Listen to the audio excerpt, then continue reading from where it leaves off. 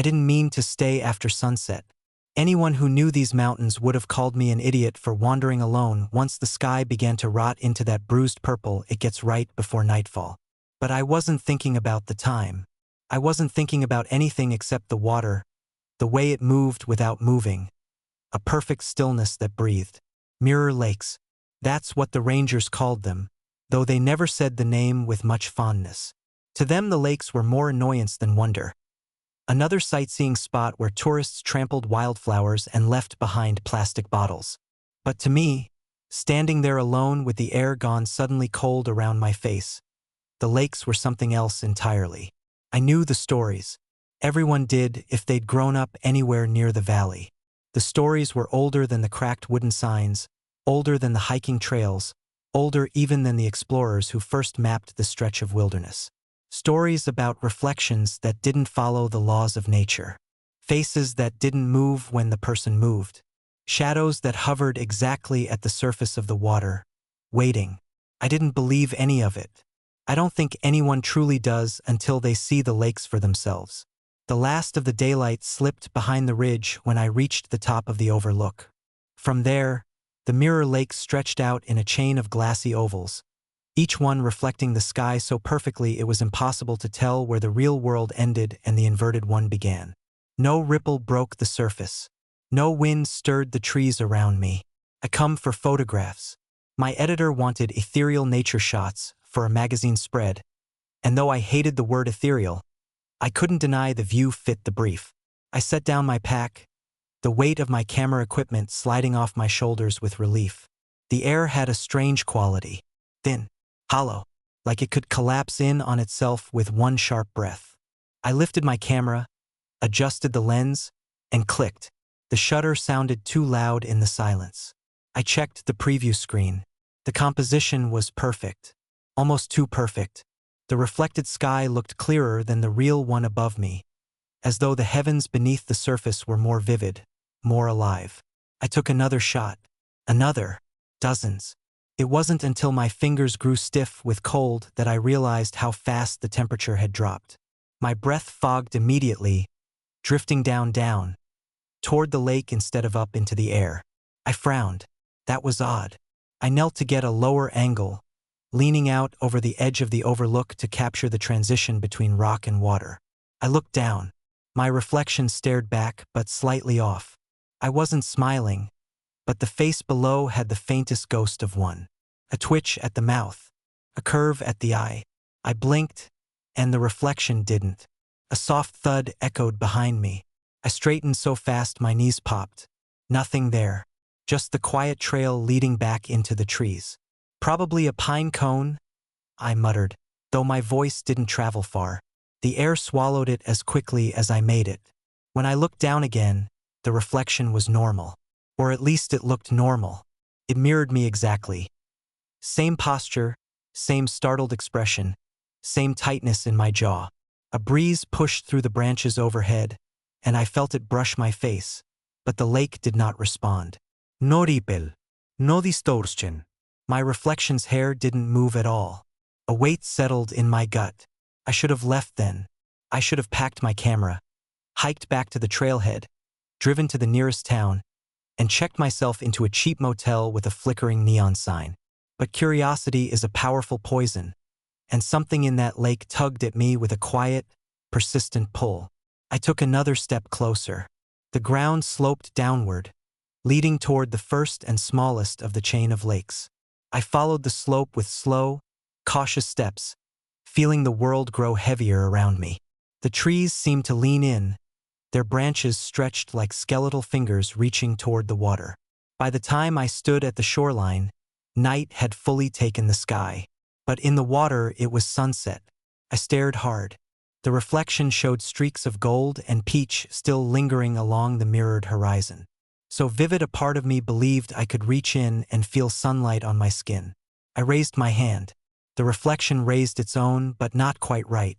My hand shook from the cold, a subtle tremble at the fingertips, but the reflection's hand remained perfectly still. Too still. I lowered my arm. The reflection didn't. My breath locked in my chest. The image below me continued holding its hand aloft, suspended midair like a puppet whose strings had been cut from everywhere except the wrist. Then, slowly, deliberately, it smiled.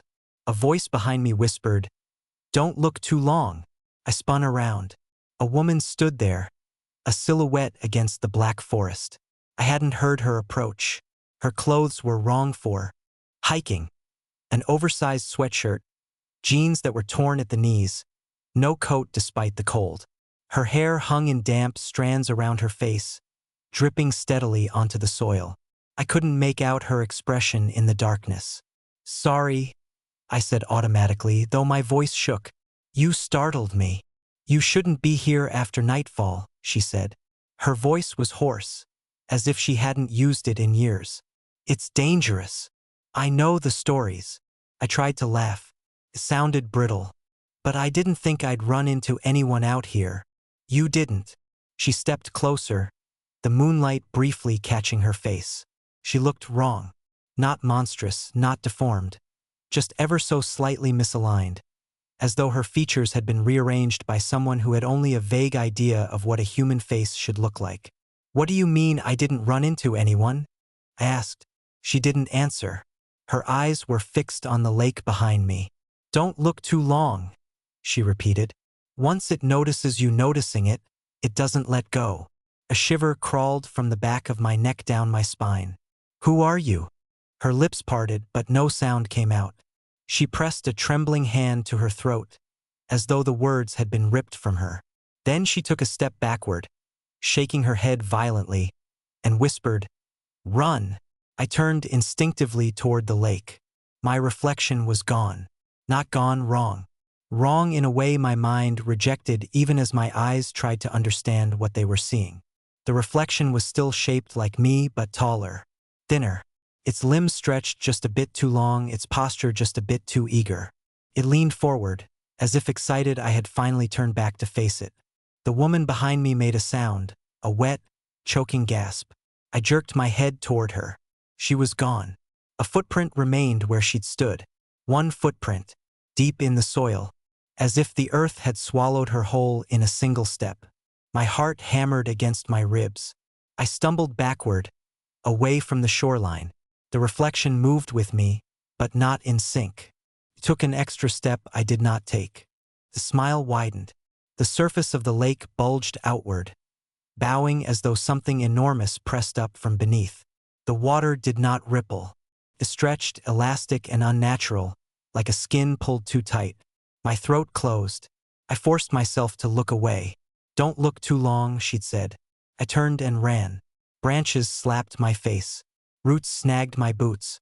The forest seemed denser than before, as if the trees had crept closer while I wasn't looking. I didn't dare look back.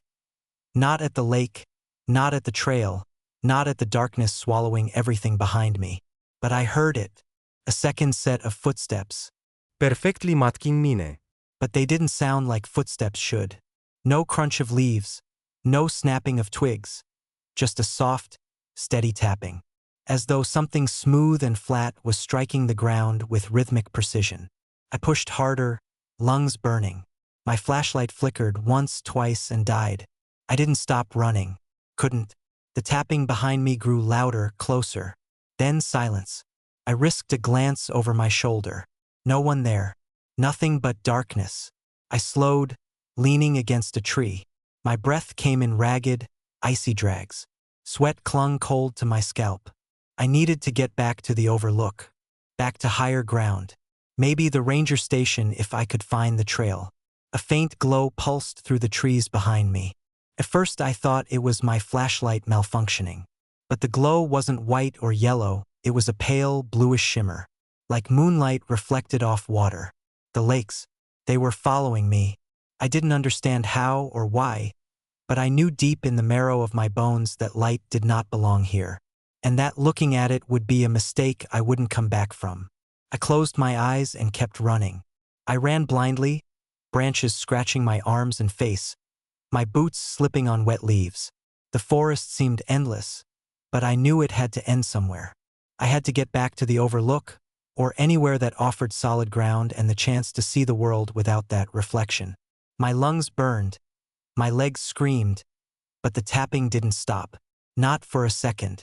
I could hear it following me perfectly, like someone was stepping exactly where I did, matching my rhythm, my pace. I swallowed bíle. Every instinct screamed that whatever it wasn't human. I tripped on a root and fell face first into the mud. My hands pressed against the wet soil, and when I looked up, I thought I saw her again, the woman. She was kneeling beside me, pale and dripping, staring with those strange misaligned eyes. I scrambled backward. She vanished. The air smelled of wet earth and decay. Something deeper, older than any forest smell I'd known. I wiped my hands on my pants, trying to calm myself. Then I heard it, my name, soft, drawn out, whispered, right behind me. Alex, ispun. Nothing. The forest swallowed the sound, but my ears kept ringing with it. My heartbeat thumped in my skull. My camera, the one I'd abandoned at the overlook, flashed in my memory. My pride and curiosity, stubborn as ever, made me want to go back. I told myself I needed to see, needed proof. I forced my legs to move, dragging me toward the overlook. The tapping continued, louder now, not like footsteps, like fingernails drumming, slow and deliberate. I reached the top and froze. The first lake lay before me like liquid night. Its surface rippled, though the wind had died completely. I saw movement. Something was in the water. Not my reflection. Not anything I could name. I took a step closer. The water's surface broke with a soft, wet hiss, and the reflection swirled. Then it solidified into me, but not me. The eyes staring back were black, deep and endless. The face smiled, a cruel, twisting smile that mirrored none of my own expression. I tried to look away, but my body refused. My feet were rooted to the earth. My hands reached out involuntarily. Alex! The voice hissed from everywhere at once, vibrating through my skull. The water bulged, and the reflection lunged forward. A hand shot out, not a reflection of my own hand, but its own, impossibly long and thin, fingers stretching like shadows. I stumbled backward, hitting the ground hard. The tapping was all around me now. It didn't come from the forest or the lake. It came from inside me, from beneath my skin. I scrambled up, heart hammering, and ran. Behind me, the voice whispered again, "Look, stay, join us." I reached the trail, barely able to see through the darkness. The overhead canopy swallowed moonlight, and the shadows seemed to move in waves, like water. I tripped again and fell to my knees. My hands hit something hard, my camera. I grabbed it, yanking it up. The lens pointed toward the lake. The display screen was alive with an image that made my stomach twist. Not me, but a perfect copy of me standing at the shoreline, watching me. The reflection, no, not a reflection, the duplicate, moved its mouth silently, shaping words I could not hear. Its eyes glowed with something ancient, patient, malevolent. I threw the camera into the bushes. It bounced, and the display shattered, but the image lingered in my mind. I ran the rest of the way down the trail, my legs trembling, my chest heaving. The forest seemed endless, folding in on itself. Every time I thought I glimpsed a patch of sky, it wasn't the real sky. It was water, reflecting back at me, teasing, calling me to look. Hours or maybe minutes later, I stumbled out of the trees onto a dirt road. The mountains loomed behind me, dark and silent. My phone had no signal. My breath came in ragged gasps. I tried to tell myself it was over, that the lakes couldn't follow me here. But the moment I closed my eyes, I saw them, the reflections, moving in my mind's eye even when my body refused to stop shaking. I made it to the first town hours later. My clothes were soaked, caked in mud, my hair plastered to my head. People passed me without noticing, wrapped in their own worlds. I wanted to warn them, to scream at them to stay away from the lakes, to never, ever stare too long. But my voice cracked and died in my throat. I spent the night in a cheap motel. I barely slept, convinced every reflective surface. The mirror in the bathroom, the window, the black television screen, was looking back at me with the same cold smile. When morning came, I told myself I would never return. I swore it. But the reflection followed me. I first noticed it in my car's side mirror. I was driving out of town, trying to leave the mountains behind, when I caught the glance. My own face, but wrong. Just a fraction too tall, eyes a fraction too dark. I smiled. I slammed the car into a side road, skidding into a ditch, heart hammering. My hands shook as I checked the mirror again. Nothing. Just my normal, terrified reflection staring back. That night, in the motel room, I saw it again. In the bathroom mirror, behind me, barely visible. There it was. Eyes glowing faintly, watching, waiting. I spun, but the room was empty. My own reflection stared back at me, normal, innocent, terrified. I stopped leaving mirrors uncovered. I avoided windows. I refused to look into any surface that could betray me. I told myself it was paranoia, rational thought, but the tapping continued. At first, I heard it only in dreams, then waking, sometimes soft at my heels, sometimes louder inside the walls, inside the floorboards. Always there, waiting. I don't know how long I survived like that. Weeks? Months? Time lost meaning. Every reflection I avoided, every mirror I hid, I felt it growing stronger. Patient, smiling, learning. Then one night, I dreamt of the lakes. I was back at the overlook.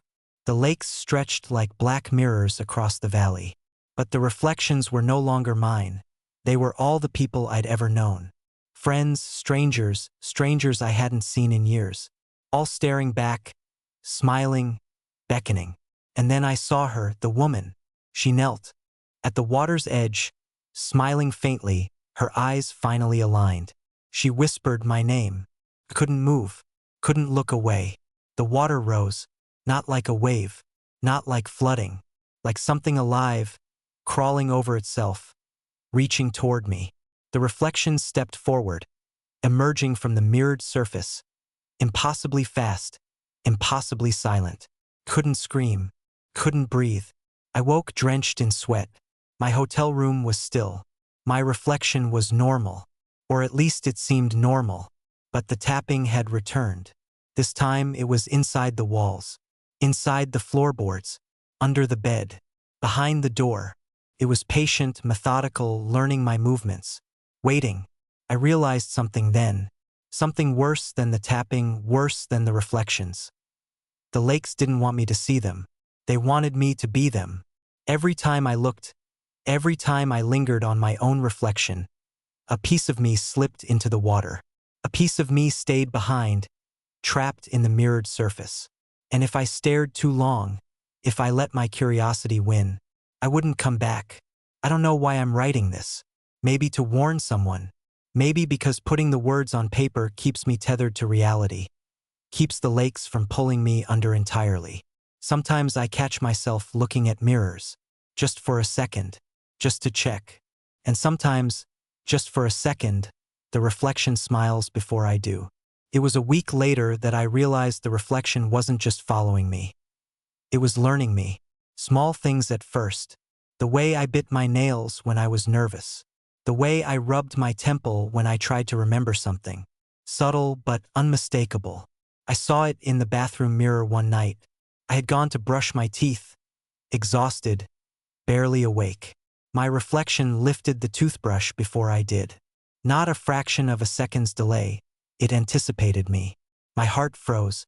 I yanked the brush from my mouth and spun around. The bathroom was empty. The tapping started again, slow at first, then faster, like fingertips running over wood. I froze. My own heartbeat seemed to sync with it. And then I understood. It wasn't coming from the walls, the floor, or the ceiling. It was coming from inside me. I fell to the floor, clutching my ears, shaking. I could feel it, something crawling along the nerves in my arms, my legs, my chest. Every movement I made, it mirrored. Every breath I took, it counted. And somewhere, beneath it all, the water waited. I fled the motel the next day. I abandoned everything, my car, my luggage, my camera. I walked. I didn't care where. I just needed distance. Mountains behind me, cities ahead. Nothing seemed to matter. But the lakes had a way of finding you no matter how far you ran. I first noticed it when I saw reflections in puddles on the sidewalk. The rain had left water scattered across the streets, and in every puddle I wasn't there, or at least not exactly. The reflections were too still, too deliberate, smiling just a little too widely.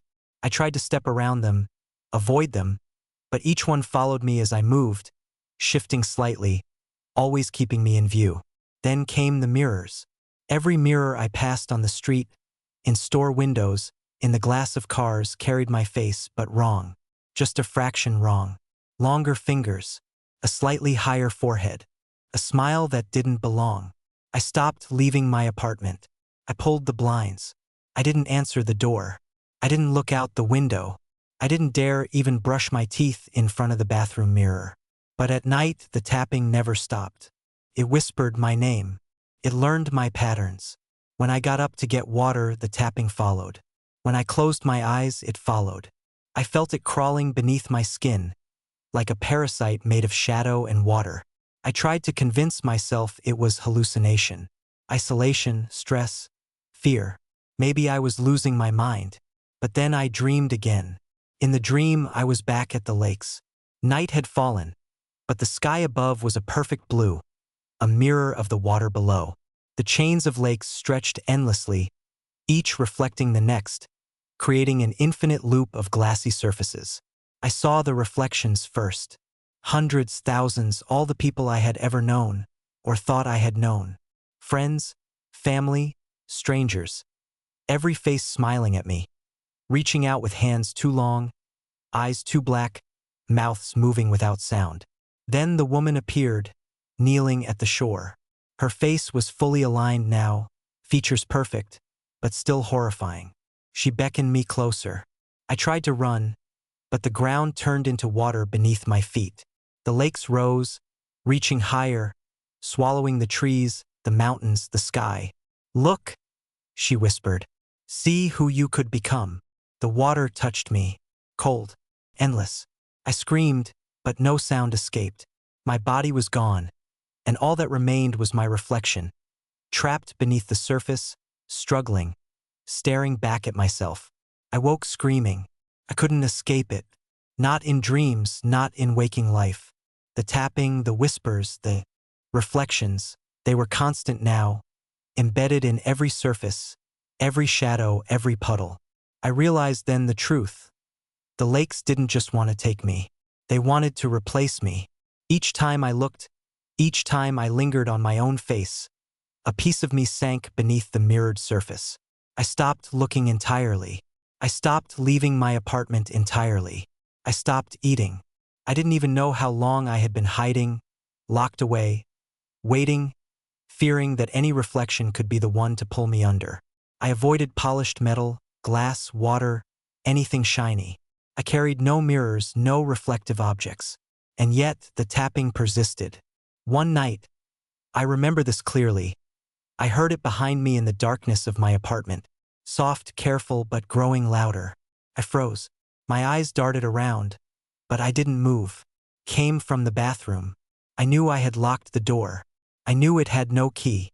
But the tapping continued, slow and deliberate, on the tile floor.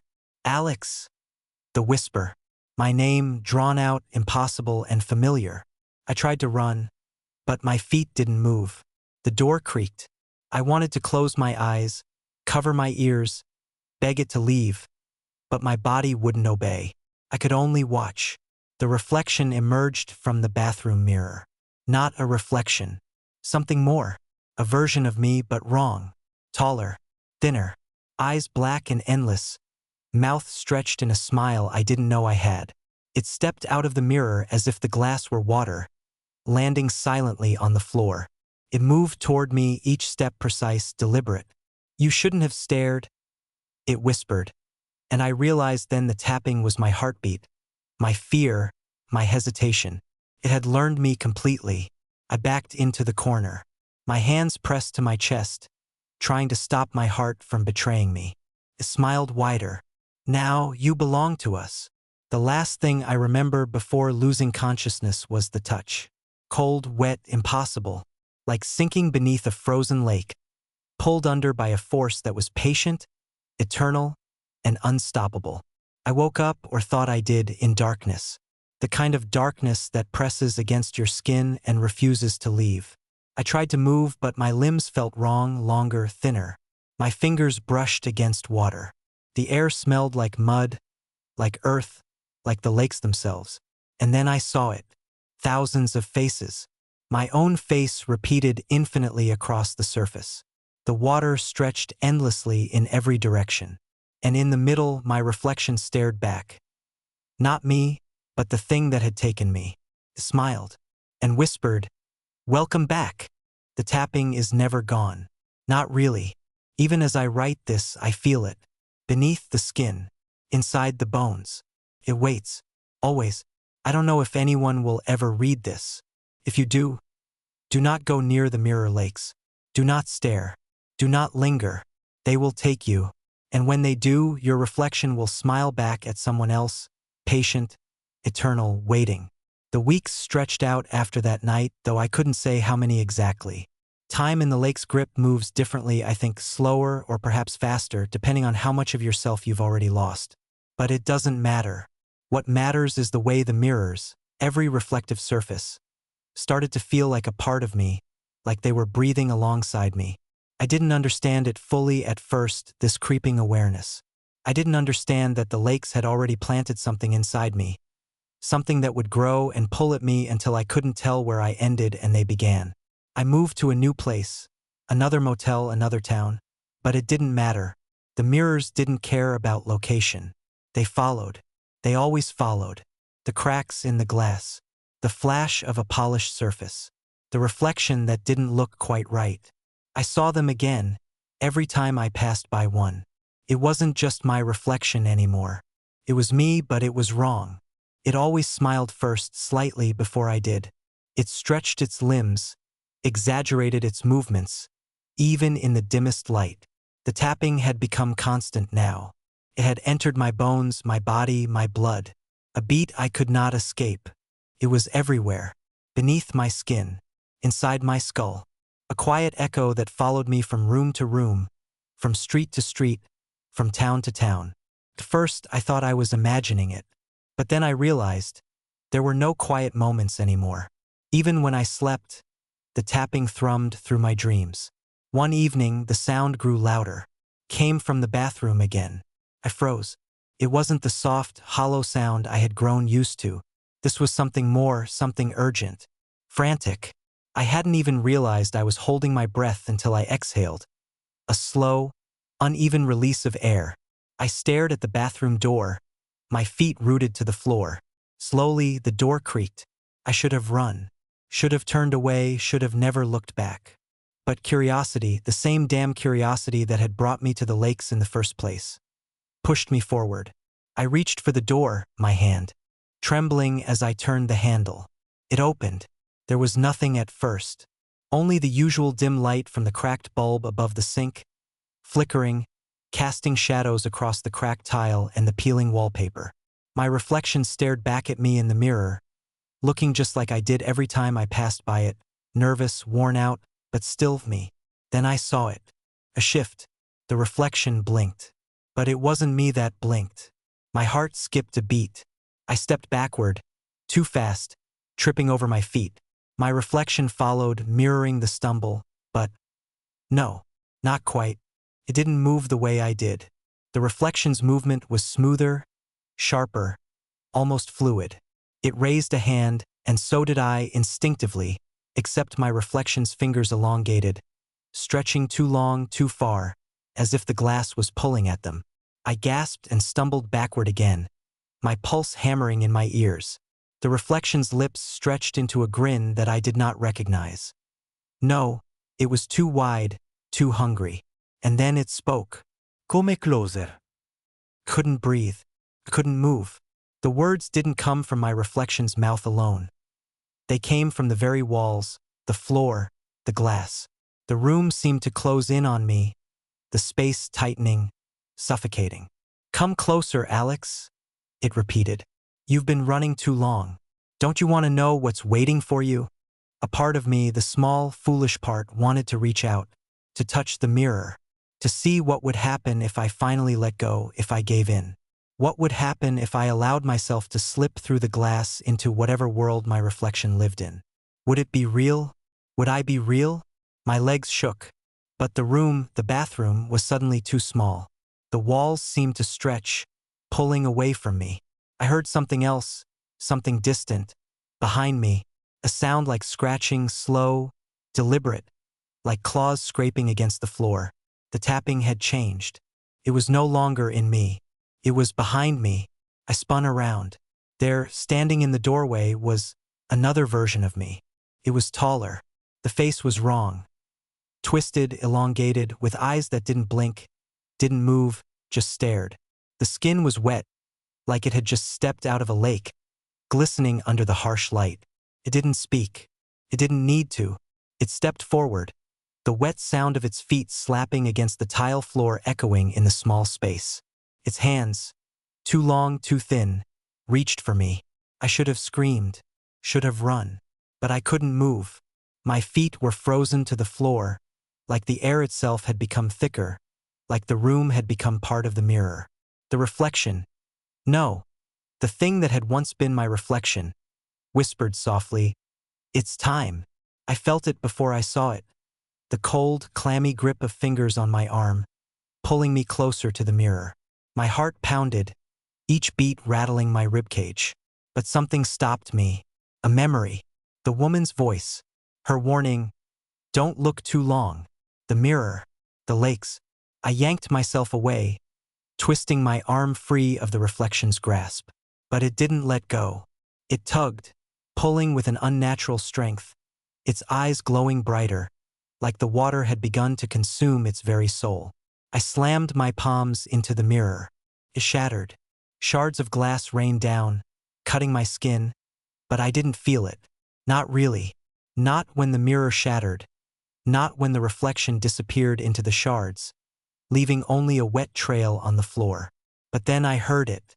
The tapping. Louder than ever. It came from behind the walls, from under the floor. The water had returned. It was inside me, inside the walls, inside everything. The lake was calling. The lake was waiting. And then I understood. The reflection didn't want to take me. It wanted to become me. I stumbled back into the hallway, my mind racing. I needed to get out of there. Needed to leave. But the hallway stretched out, endless, like the lake stretching beneath me, pulling at me, tugging at my feet. The room began to distort. No, I began to distort. I wasn't sure where I ended and where the space began. Everything felt wrong. I couldn't remember how long I had been here, how long I had been running from the lakes, how long I had been running from myself. The tapping. It was inside me. It was everywhere. I reached for the door, but I felt the air shift. Something cold, something familiar. The water had risen, creeping through the cracks in the floor, spilling over my feet, soaking my shoes, my legs. And the tapping came louder now, relentless. I turned slowly to face the mirror, to face the glass. The reflection was waiting for me. I stepped forward. The mirror, the reflection, the water, it all blurred together, like the layers of a dream I couldn't wake from. The glass before me was fractured, jagged shards scattered across the floor, but I still felt its presence, like it had seeped into the very walls, into my bones. The reflection was still there, even though the mirror was gone. I could feel it. It wasn't just in the glass anymore. It was in the air, in the dark corners of the room, in the space between my thoughts. I couldn't tear my eyes away. My reflection stood in the dark, in the shattered fragments of the mirror, smiling that same twisted smile. It moved slowly, deliberately, as if it had all the time in the world. The more I stared, the more it seemed to stretch, to grow longer, taller, its features melting into something else. Its eyes, those black, endless eyes, never blinked.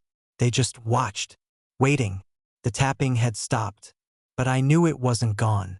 It was only waiting for me to make the wrong move. I backed away from the fragments, my foot brushing against the rising water on the floor. It was ice cold, too cold. The water felt like it was inside my skin, crawling along the nerves, soaking into my clothes, my very being. Couldn't breathe. It was like drowning, but on dry land. The reflection in the fragments didn't move. Not yet, but I could feel it watching me. The smile grew wider, almost impossible. His fingers twitched, reaching for something. I turned. I couldn't think. I couldn't stay here. I needed to leave. The room was closing in on me, the walls pressing tighter, the water rising faster. I ran. But the hallway stretched out, longer than it should have, the walls twisting, the ceiling low, as if the space was warping to trap me.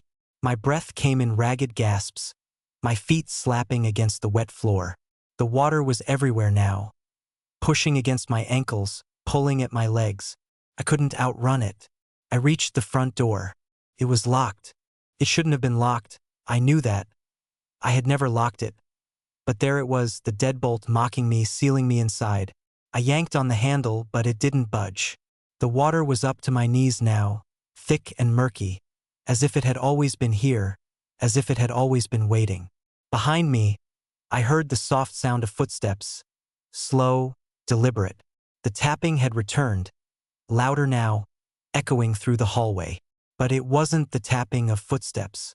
It was the sound of something dragging, something heavy, something that didn't belong. I turned.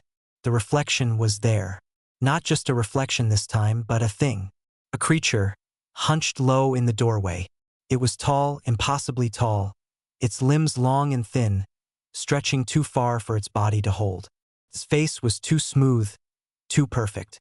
No skin. Just glass-like eyes, impossibly wide, staring at me with a hunger I couldn't understand. It wasn't me. Not anymore. It reached for me. Its fingers, thin as shadows, brushed the water, and where they touched, the water seemed to pulse, as if the lake beneath me had risen, alive, hungry. I gasped, stumbling backward, but it was too late. The thing stepped forward, its foot sinking into the water, and I felt it. Felt the cold seep into my chest, into my soul. The water rose faster, wrapping around my legs, my waist, pulling me down. I tried to scream, but the water filled my mouth, the cold filling my throat. My arms flailed, reaching for the door, the walls, anything to pull myself free, but the reflection. No, the thing was already there, looming above me, its face inches from mine. "Don't fight it," it whispered, its voice like the sound of water slipping over stone. "You've already lost." I tried to turn away, but the water held me down. It was in my ears now, filling my mind, drowning my thoughts. I could see the lake beneath the reflection's eyes, dark and endless. It stretched out beneath me, pulling me closer, its black surface a mirror of my own fear. Couldn't breathe. Couldn't move. The cold had already claimed me, already reached inside and wrapped its fingers around my heart. My chest ached, my limbs numb, and I felt my body being pulled deeper into the water. But then, just as I thought I would sink forever, a sound broke through. A voice. It was faint, like a whisper on the edge of a dream. "Don't look too long." It was her voice, the woman who had warned me, the one who had disappeared, leaving only a trace of herself behind in the mountains. The one who had told me not to look, not to linger. I didn't know if it was her, or if it was just my mind trying to hold on to something real. But I clung to it. I fought the rising tide inside me, the overwhelming pull to give in. "Don't look too long." I forced my eyes shut, shutting out the reflection, shutting out the voice. I could still feel the thing reaching for me, its presence pressing against me, but I closed my mind to it. I held onto the memory of the warning, holding it tight like a lifeline. The water stopped rising. I opened my eyes. The thing was gone. The hallway was empty. The door was still locked, but the water had receded. The fragments of the mirror were scattered across the floor, glinting in the faint light from the broken bulb. The reflection was gone. I was alone, but I wasn't free. The tapping came again. This time it wasn't from behind me. It was inside me, beneath my skin. I could feel it, now like a heartbeat in my chest, a pulse that didn't belong to me. It was slow at first, but it was growing faster. The tapping was everywhere. It was inside my body, inside my head, The water had seeped too deep. I looked at my hands. The skin was pale, too smooth. I raised my fingers to my face, touching the cold, unfamiliar skin. The reflection had already started to take me. I staggered back, trying to breathe, but the tapping, the noise, the presence inside me was all-encompassing. It was too much, too close. The lake was waiting. I could feel it beneath the surface of everything, its cold fingers just waiting for me to look. I didn't want to look, but I did. I turned to the broken mirror, the shards still scattered on the floor like shattered pieces of my soul. And I saw myself, but not completely, not yet. The image was twisted, fractured, like I wasn't quite whole anymore. There were gaps in my reflection, places where the water had seeped in, where the tapping had hollowed me out. And the reflection smiled. It was me, but it wasn't. It was something else now, something older, something that belonged to the water, to the lake. It didn't speak. It didn't need to. It just smiled. And for the first time in weeks, I felt something break inside me. I reached for the glass. The water surged beneath the floor, creeping over my feet, pulling at my legs, my arms, dragging me down. And I realized, too late, that the tapping had never been in me. It had been calling me to the surface, calling me to the water. I let go. I woke in darkness, not the peaceful kind of dark, the one where sleep wraps its arms around you like a blanket, but the kind of darkness that presses in, a weight on your chest, thick and suffocating. For a moment, I thought I was still drowning, still sinking in the cold water, my lungs burning, my body too heavy to move. But no, this was different. This was quieter and colder. I tried to move, but my body wouldn't respond. Felt wrong. Not like when your limbs are numb from sleep, but like they belonged to someone else. Something else.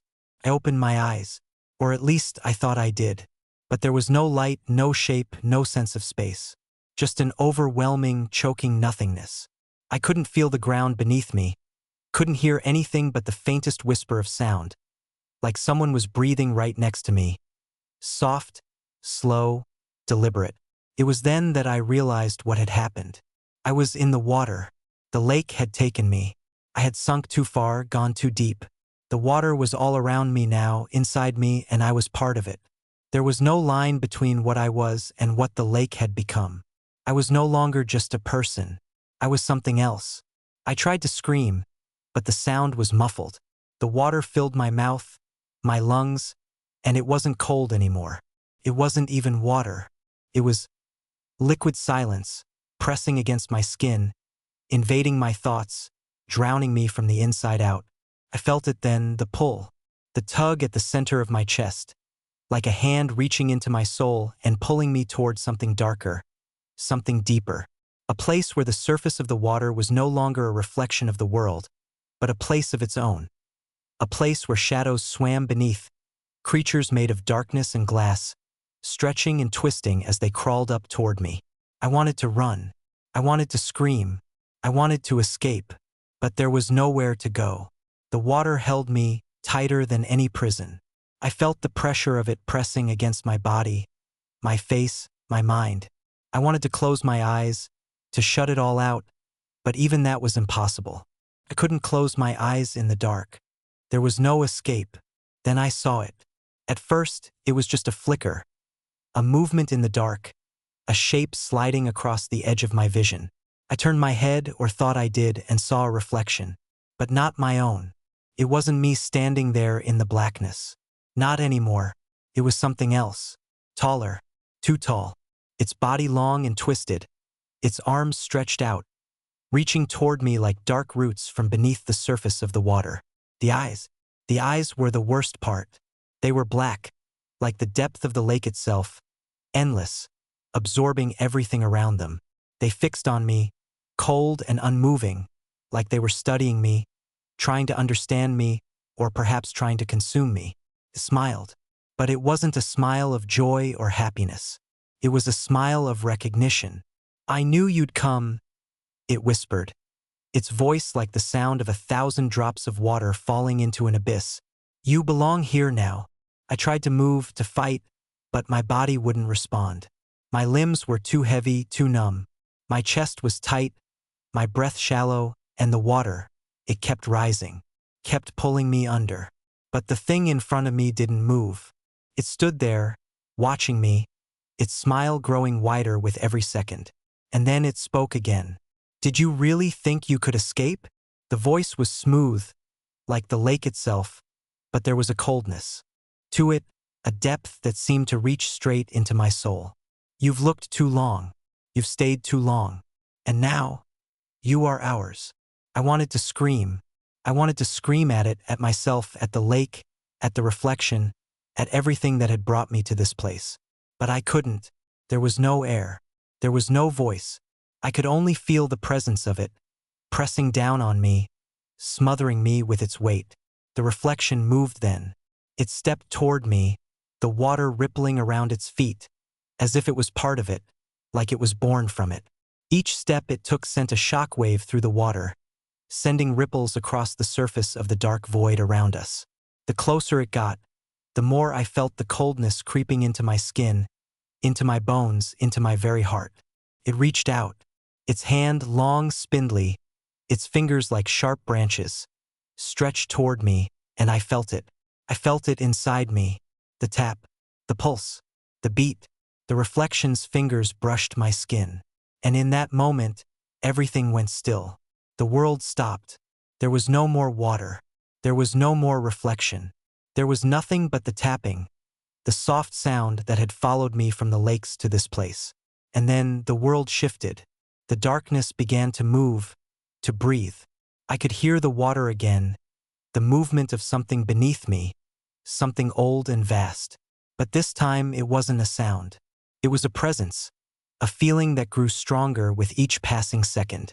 The tapping turned into a rhythmic pulse, something alive, something that had always been here, hidden beneath the surface. I wasn't alone. The thing, no, the reflection or whatever it was now, smiled again, its eyes growing darker, wider, its mouth stretched impossibly wide, its teeth sharp and glistening. It was no longer a reflection. It was something else, something real, and it was becoming me. I tried to pull away, but I was stuck. The water had become part of me. My skin was rippling with it, my veins filled with it, and the thing, it had already begun to take root inside me. Its presence filled me, consumed me, and I couldn't breathe, couldn't think. There was only the tapping, the pulse, the heartbeat of the lake inside me. It whispered again, "You are already one of us." The darkness swelled, the coldness swallowed me whole. And then I was no longer me. I was a part of it, part of the lake. I don't know how long I've been here, or how long I'll be. The tapping never stops. The water never stops. It rises, it moves, it lives. And I am lost. I don't know if I'll ever leave. But I'll tell you this, if you hear the tapping, if you see the reflection, if you feel the pull of the water, don't look. Don't look too long. Because if you do, it will take you. It will take you and you'll never leave.